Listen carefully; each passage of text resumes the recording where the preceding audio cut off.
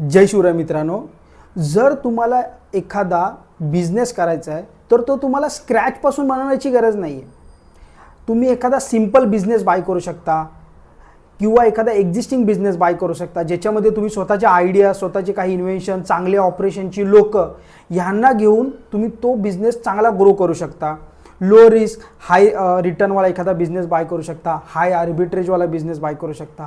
अशा टोटल 9 प्रकारच्या धंदो फ्रेमवर्क स्ट्रॅटेजीज आपल्या इंस्टाग्रामच्या पोस्टच्या डिस्क्रिप्शनमध्ये मी एक्सप्लेन केलेले आहेत. तर आता मी तुम्हाला आर्बिट्रेज एक्सप्लेन करणार आहे. आर्बिट्रेज म्हणजे काय, तर मुंबईमध्ये एखादी गोष्ट जर 50 रुपयाला भेटते आणि पुण्याला तीच गोष्ट 100 रुपयाला भेटते, तर हा जो 50 रुपयाचा डिफरन्स आहे तो जर आपण कॅप्चर केला विथ मोर लॉट्स तर तो मोठा, तो त्याला बोलतात आर्बिट्रेज. इथे तुम्हाला प्रॉफिट होऊ शकतो. सेम स्टोरी आता याच्यामध्ये एक्सप्लेन केलेली आहे. टाउन ए असतो त्याच्यामध्ये 40,000 लोक राहत असतात, टाउन बी असतो त्याच्यामध्ये 30,000 लोक राहत असतात. या दोन्ही ठिकाणी एक बार्बर असतो, म्हणजे हेअर कटिंगवाला.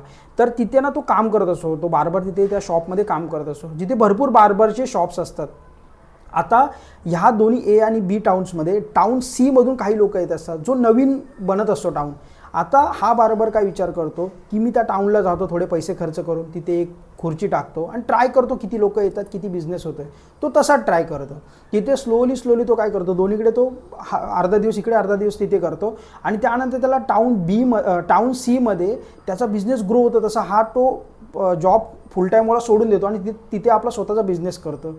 आता काय होतं, काही कालांतराने त्याचं नाव होतं तिकडे 1-2-3 वर्षांनी, पण 2-3 वर्षांनी लोकांना कळतं की इथे टाउन होते, तर भरपूर बार्बर तिथे येतात आणि तिथे पण भरपूर बार्बर शॉप्स होतात. आता ह्याने त्याला काय फरक पडला, तोपर्यंत त्याची ब्रँड बिल्डिंग झालेली असते, त्याचे लॉयल कस्टमर्स झालेले असतात.